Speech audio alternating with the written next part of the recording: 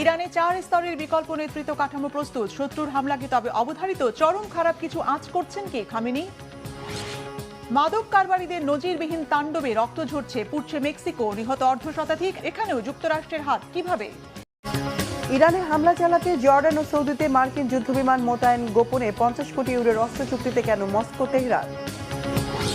শীঘ্রই ইরানে হামলা চালাতে পারে আমেরিকা, কিন্তু কবে, কখন? সম্ভাব্য সময়গুলো কি হতে পারে, কি বলছেন বিশ্লেষকরা? যুক্তরাষ্ট্রের সাথে সম্ভাব্য যুদ্ধের আশঙ্কার মধ্যেই আপৎকালীন পরিস্থিতি সামাল দিতে 4 স্তরের বিকল্প নেতৃত্ব চূড়ান্ত করেছেন ইরানের সর্বোচ্চ নেতা আয়াতুল্লাহ আলী খামেনি। গণমাধ্যমে আসা প্রতিবেদনে বলা হয়েছে, শীর্ষ নেতৃত্ব ক্ষতিগ্রস্ত হলে দায়িত্ব নেবেন জাতীয় নিরাপত্তা প্রধান সহ ঘনিষ্ঠ রাজনৈতিক ও সামরিক সহযোগীরা। ইসলামী প্রজাতন্ত্র সচল রাখতে বিকল্প নেতৃত্ব নিয়ে এমন তোড়জোড় কি ভিন্ন কিছু ইঙ্গিত করছে? চরম খারাপ কিছু কি আঁচ করছেন আলী খামেনি? হিজল জোবাইরের ডেস্ক রিপোর্টে বিস্তারিত। যুক্তরাষ্ট্র বা ইসরায়েলের সম্ভাব্য সামরিক হামলা এবং শীর্ষ নেতৃত্বকে লক্ষ্য করে গুপ্ত হত্যার আশঙ্কা বিবেচনায় রেখে ব্যাপক বিকল্প তৈরি করছে ইরান। প্রভাবশালী মার্কিন সংবাদ মাধ্যম নিউ ইয়র্ক টাইমস বিশেষ এক প্রতিবেদনে জানিয়েছে, সংকটময় পরিস্থিতিতে রাষ্ট্র পরিচালনায় যেন কোনো শূন্যতা তৈরি না হয়, সেজন্য সর্বোচ্চ নেতা আয়াতুল্লাহ আলী খামেনি কয়েক ধাপে উত্তরাধিকার ও দায়িত্ব হস্তান্তরের কাঠামো অনুমোদন করেছেন।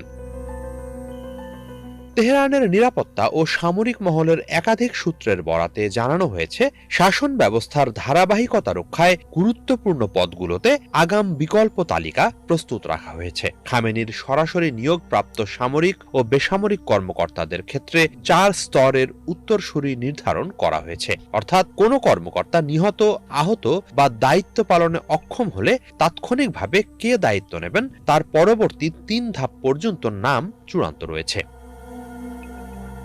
শুধু কেন্দ্রীয় পর্যায়েই নয়, উচ্চপদস্থ কর্মকর্তাদের নিজেদের ক্ষেত্রেও একই ধরনের প্রস্তুতি নিতে বলা হয়েছে। প্রত্যেককে অন্তত 4 জন সম্ভাব্য বিকল্পের নাম নির্ধারণ করে রাখতে নির্দেশ দেওয়া হয়েছে, যাতে যে কোনো পরিস্থিতিতে প্রশাসনিক ও সামরিক সিদ্ধান্ত গ্রহণ প্রক্রিয়া থেমে না যায়। এই বহুমাত্রিক পরিকল্পনার লক্ষ্য হল রাষ্ট্রের কমান্ড চেইন অক্ষুণ্ণ রাখা এবং বিভ্রান্তি বা ক্ষমতার দ্বন্দ্ব এড়িয়ে দ্রুত সিদ্ধান্ত নিশ্চিত করা।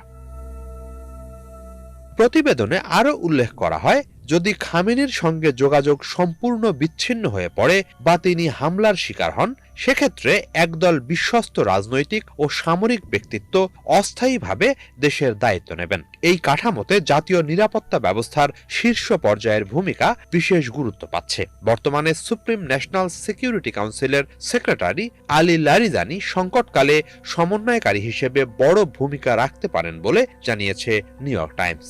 নিরাপত্তা ও পররাষ্ট্রনীতির কৌশলগত দিক নির্দেশনা নির্ধারণকারী এই কাউন্সিলে গুরুত্বপূর্ণ অবস্থানে থাকায় লারিজানির প্রভাব তুলনামূলক বেশি। ইরানের সাংবিধানিক কাঠামো অনুযায়ী সর্বোচ্চ নেতার পদে অধিষ্ঠিত হতে হলে জ্যেষ্ঠ শিয়া আলেম হওয়া আবশ্যক। ফলে লারিজানি সরাসরি সেই দৌড়ে না থাকলেও শীর্ষ নেতৃত্বে বড় ধরনের শূন্যতা তৈরি হলে প্রশাসনিক নেতৃত্বে তিনি অন্যতম প্রধান মুখ হয়ে উঠতে পারেন। সম্ভাব্য নেতৃত্বের আলোচনায় পার্লামেন্টের স্পিকার মোহাম্মদ বাঘের গালিবাফ ও সাবেক প্রেসিডেন্ট হাসান রুহানির নামও বিভিন্ন মহলে উচ্চারিত হচ্ছে। এদিকে ইরানে চলমান অস্থিরতার মধ্যে ওয়াশিংটন ও তেহরান কিভাবে যোগাযোগ বজায় রেখেছে নিউ ইয়র্ক টাইমসের প্রতিবেদনে তাও উঠে এসেছে। এতে বলা হয়, সম্প্রতি ইরানে হয়ে যাওয়া বিক্ষোভের সময় মধ্যপ্রাচ্য বিষয়ক মার্কিন দূত স্টিভ উইটকফ কূটনৈতিক যোগাযোগের উদ্যোগ নেন এবং ইরানের পররাষ্ট্রমন্ত্রী আব্বাস আরাগচির সঙ্গে যোগাযোগের চেষ্টা করেন। আরাগচি তখন উইটকফের সঙ্গে যোগাযোগ চালিয়ে যাওয়ার অনুমতির জন্য প্রেসিডেন্ট মাসুদ পেজেশকিয়ানের কাছে অনুরোধ জানিয়েছিলেন। তবে পেজেশকিয়ান তাকে সরাসরি লারিজানির কাছ থেকে অনুমতি নিতে বলেছিলেন, যা থেকে লারিজানির বর্তমান প্রভাব ও ভূমিকার বিষয়টি স্পষ্ট হয়। যুক্তরাষ্ট্র ও ইরানের মধ্যে বর্তমানে কূটনৈতিক আলোচনা চলমান থাকলেও পারস্পরিক অবিশ্বাস ও সংশয় কাটেনি। ফলে তেহরান উচ্চ সতর্ক অবস্থায় থেকে সম্ভাব্য মার্কিন হামলা মোকাবেলার প্রস্তুতি এগিয়ে নিচ্ছে। কয়েক স্তরের বিকল্প নেতৃত্ব তারই গুরুত্বপূর্ণ অংশ। বার্তাটি স্পষ্ট, যাকেই হত্যা করা হোক, ইরানের চলমান রাষ্ট্রযন্ত্র থমকে যাবে না। এদিকে যে কোনো সময় ইরানে হামলা চালাতে পারে আমেরিকা। গেল কয়েকদিন ধরেই শোনা যাচ্ছে এমন শঙ্কার কথা, কিন্তু ঠিক কবে কখন তা নিয়ে চলছে নানা জল্পনা কল্পনা। এক্ষেত্রে হামলার 4টি সম্ভাব্য সময় তুলে ধরেছে ইসরায়েলের সংবাদ মাধ্যম জেরুজালেম পোস্ট। তাদের বিশ্লেষণে সেই সময়গুলো কখন, বিস্তারিত হিজল জোবায়েরের ডেস্ক রিপোর্টে। যুক্তরাষ্ট্র যে কোনো সময় ইরানের বিরুদ্ধে যুদ্ধ শুরু করতে পারে এমন আশঙ্কায় রুদ্ধশ্বাস পরিস্থিতি তৈরি হয়েছে। সম্ভাব্য হামলার সময় নিয়ে জল্পনা কল্পনা বাড়তে থাকায় এ বিষয়ে একটি বিশ্লেষণধর্মী প্রতিবেদন প্রকাশ করেছে ইসরায়েল ভিত্তিক সংবাদ মাধ্যম জেরুজালেম পোস্ট। সেখানে 4টি সম্ভাব্য সময়সীমা তুলে ধরা হয়েছে, যেগুলো নিয়ে বর্তমানে কৌশলগত আলোচনা চলছে। প্রথম সম্ভাবনা হিসেবে বলা হয়েছে খুব স্বল্প সময়ের মধ্যেই, নির্দিষ্ট করে বললে 26 ফেব্রুয়ারির মধ্যে ইরানের বিরুদ্ধে সামরিক পদক্ষেপ নেওয়া হতে পারে। তবে তা নির্ভর করছে মার্কিন প্রেসিডেন্ট ডোনাল্ড ট্রাম্প ইতোমধ্যেই হামলার চূড়ান্ত সিদ্ধান্ত নিয়েছেন কিনা তার ওপর। যদি গোয়েন্দা ও সামরিক মূল্যায়নে তিনি সন্তুষ্ট হন এবং মনে করেন কূটনৈতিক পথ ফলপ্রসূ হবে না, তাহলে এর মধ্যেই আঘাত হানার নির্দেশ আসতে পারে। 26 তারিখে যুক্তরাষ্ট্র ও ইরানের মধ্যে তৃতীয় দফার আলোচনায় বসার কথা রয়েছে। তেহরান একটি লিখিত প্রস্তাব দেওয়ার প্রস্তুতি নিয়েছে বলে জানানো হচ্ছে। সেই প্রস্তাব প্রত্যাখ্যাত হলে সেদিনই তাৎক্ষণিক সামরিক হামলার সম্ভাবনা উড়িয়ে দেয়া যায় না। তবে বিশ্লেষকদের ধারণা, বৈঠকের পর নতুন প্রস্তাব মূল্যায়নে সময় নিতে চাইবেন ট্রাম্প। সে কারণে ওই দিনই হামলার সম্ভাবনা তুলনামূলক কম বলে মনে করা হচ্ছে।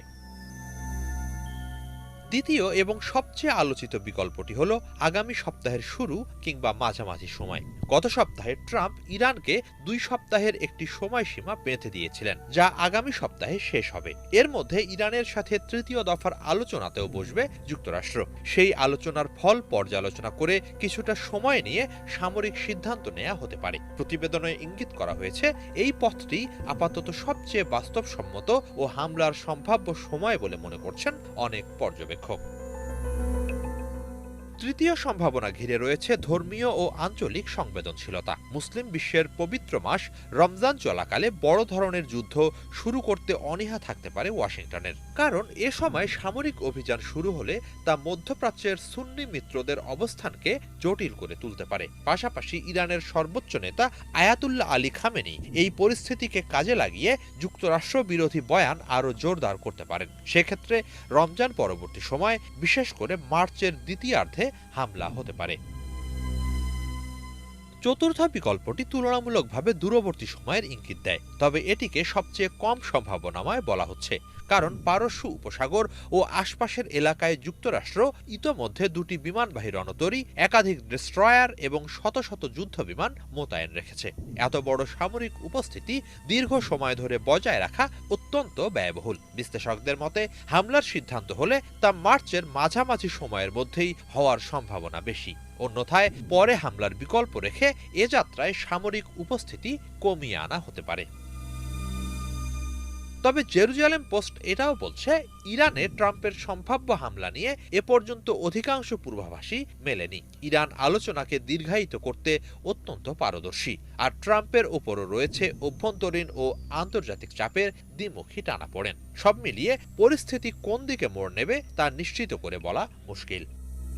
শুধু 10,000 ফিলিস্তিনি জুমার দিন আল আকসা মসজিদে প্রবেশের অনুমতি পাবে। রমজানের শুরুতেই মসজিদ ঘিরে এমন নতুন সিদ্ধান্ত নিয়েছে ইসরায়েল। তারা বলছে মুসল্লিদের বয়স হতে হবে 50-এর বেশি বা 12-র কম। একই সময়ে উগ্র ইহুদি বসতি স্থাপনকারীদের জন্য মসজিদে অবস্থানের সময় 4 ঘন্টা থেকে বাড়িয়ে 5 ঘন্টাও করা হয়। বিশ্লেষকদের শঙ্কা, অচিরেই হয়তো নিরাপত্তার অজুহাতে আল আকসায় মুসলমানদের প্রবেশ পুরোপুরি বন্ধ করে দিতে পারে ইসরায়েলি বাহিনী। হাফিজুল ইসলামের ডেস্ক রিপোর্টে বিস্তারিত। মাহে রমজান ঘিরে আবারও ইসরায়েল ও উগ্রপন্থী নেতানিয়াহু সরকারের ঘৃণ্য দখল রাজনীতির শিকার পবিত্র আল আকসা মসজিদ। রোজার মাসে ইসলাম ধর্মের গুরুত্বপূর্ণ এই স্থানটি লাখো মুসল্লির আগমন, সিজদা ও ইবাদতের গুঞ্জনে ভরে ওঠার কথা, কিন্তু এবার একেবারেই সীমিত করে দেয়া হয়েছে ফিলিস্তিনিদের প্রবেশাধিকার। অথচ আগের চাইতে বাড়ানো হয়েছে ইহুদি বসতি স্থাপনকারী গোষ্ঠীগুলোর জন্য মসজিদে অবস্থানের সময়সীমা। আগে 4 ঘন্টা থাকলেও এখন 5 ঘন্টা পর্যন্ত তারা থাকতে পারবে আল আকসার অভ্যন্তরে। রোজার প্রথম দিকেই ইসরায়েলি কর্তৃপক্ষের এমন একতরফা সিদ্ধান্ত ফিলিস্তিনিদের ভেতরে তৈরি করছে গভীর ক্ষোভ। রমজানের শুরুর দিকে ভারী সশস্ত্র পাহারায় উগ্রপন্থী ইসরায়েলিরা প্রবেশ করে মসজিদুল আকসায়। মসজিদ প্রাঙ্গণে তারা নাচ গান করে। এর 2 দিন আগে কোনো কারণ না জানিয়ে আটক করা হয় আল আকসা মসজিদের ইমাম শেখ মোহাম্মদ আল আব্বাসীকে। একই সঙ্গে নামাজ পড়তে আসা মুসল্লিদের জন্য আরোপ করা হয় কড়া বিধিনিষেধ।